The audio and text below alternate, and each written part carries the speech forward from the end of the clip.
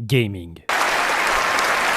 Oui bon, c'est facile de dire que c'était une grande année gaming 2024 avec du très haut, mais aussi du très bas avec nos gamergateux préférés. Mais bon, avant le négatif, un peu de positif, voilà mon top des jeux de 2024. Numéro 6. Balatro.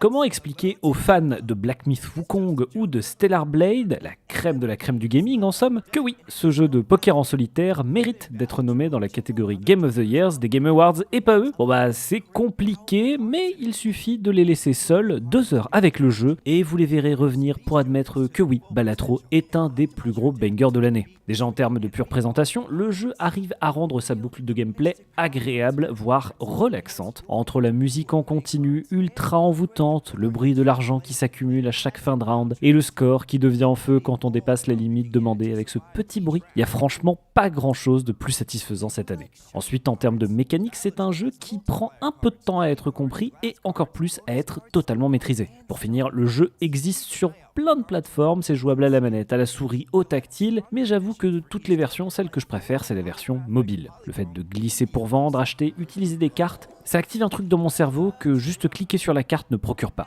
Balatro n'a clairement pas volé ses prix, je peux vous l'assurer. Numéro 5.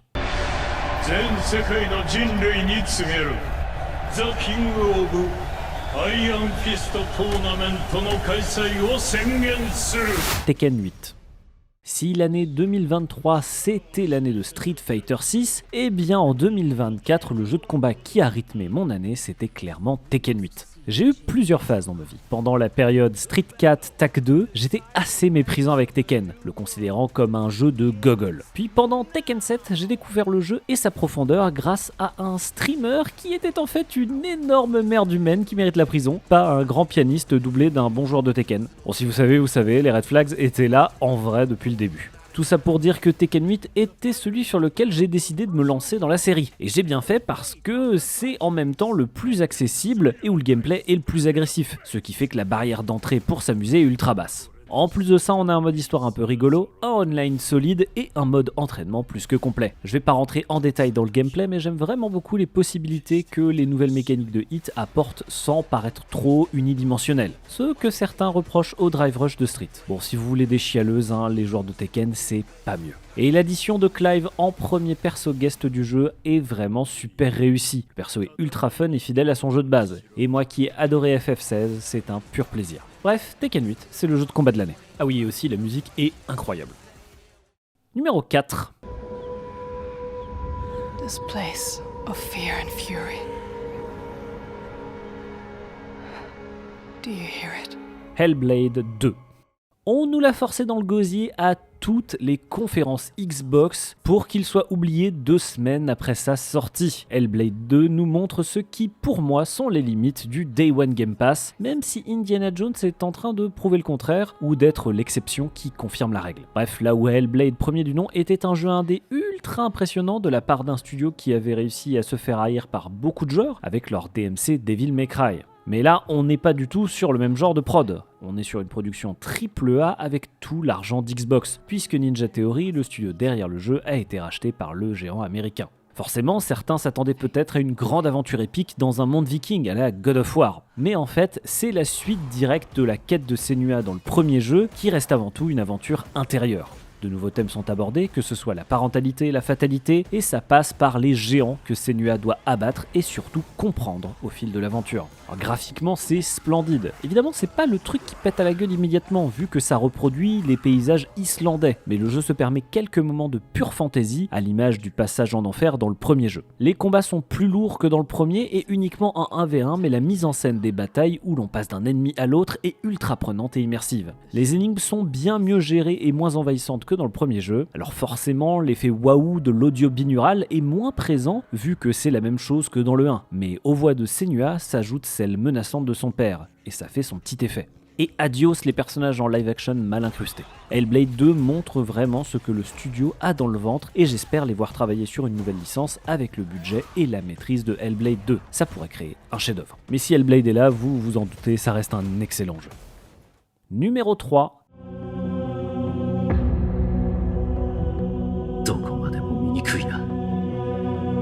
Métaphore, Refantasio.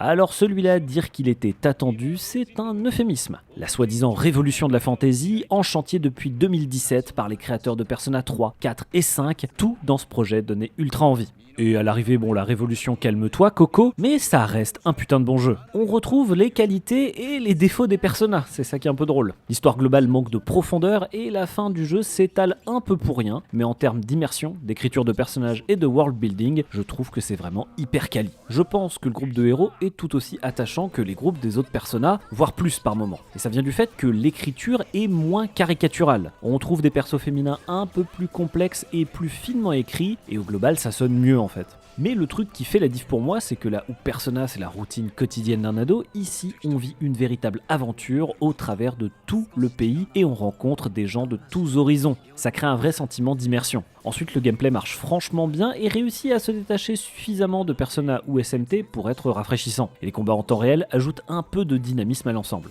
Mais même dans les combats au tour par tour, c'est ultra dynamique. Visuellement, c'est super créatif malgré un retard technique assez évident. Et me lancez pas sur le framerate de la version PS5. Et pour finir, la musique est absolument exceptionnelle. Il suffit d'entendre les différents thèmes de combat pour s'en convaincre. En bref, métaphore, c'est dans les grandes lignes un Persona qui raffine la formule et enlève le gras. C'est pas parfait, mais ça vaut le coup d'être fait. Numéro 2.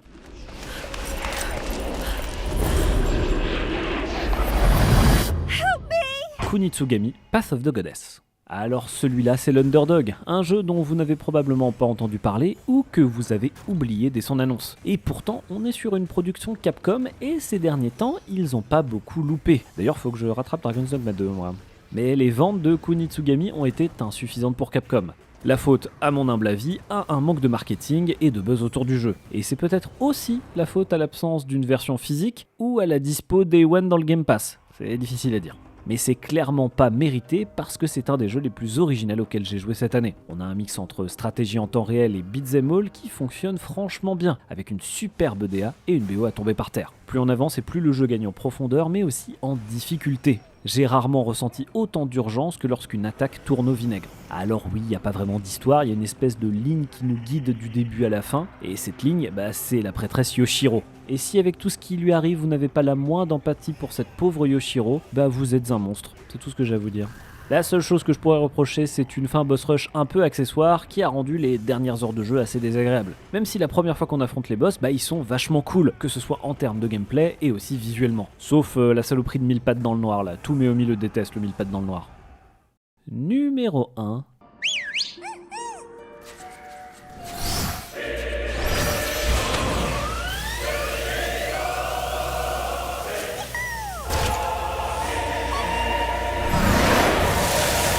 Astrobot.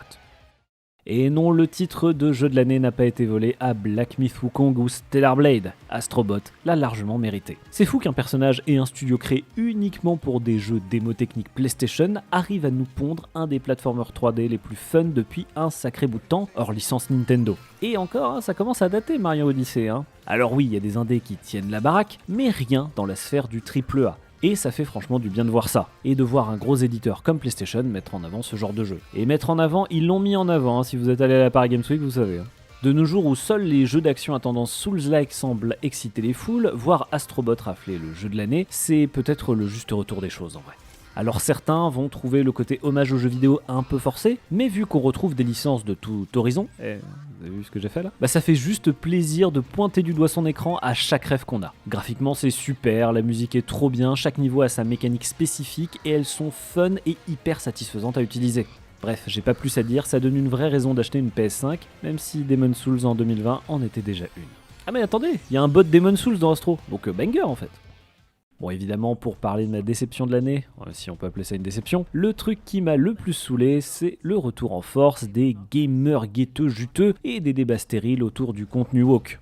L'idée que plus de représentation de minorités, que ce soit ethnique ou de genre, est une mauvaise chose. Vous savez, vous l'avez vu passer sur Twitter. En gros ça m'énerve vraiment énormément et j'ai un peu du mal à mettre autre chose que de la colère sur ça, ce qui fait que c'est pas très raisonné et j'ai tendance à juste les traiter de fachos et pas réfléchir plus. Alors qu'en soi, ils ont aucun pouvoir politique. C'est juste des gros misogynes, des gros homophobes, transphobes, racistes. Ça commence à faire beaucoup, peut-être qu'on va continuer à les appeler des fachos, ça sera plus simple. Donc c'est pour ça que je vais pas rentrer à balle dans les détails. C'est des gens qui sont pathétiques et qui méritent absolument aucune attention. Même si The Veilguard, le Dragon Age qui est sorti cette année, n'est pas le truc le plus fou sorti en jeu vidéo, juste le fait de voir ce jeu se faire défoncer par des fachos de merde sur Twitter, ça me donne presque envie de l'acheter pour soutenir la démarche en fait. Mais bon, ce que je pense qu'il serait bien, c'est de les laisser en 2024, moisir dans le fond de leur grotte pourrave et continuer à sucer Elon Musk sur Twitter. Et puis nous, on va aller faire autre chose. On va aller jouer à plein de trucs et apprécier ça parce qu'il n'y a aucun monde où ces gens aiment vraiment le jeu vidéo. Allez, je vous souhaite une très très bonne année. Des bisous.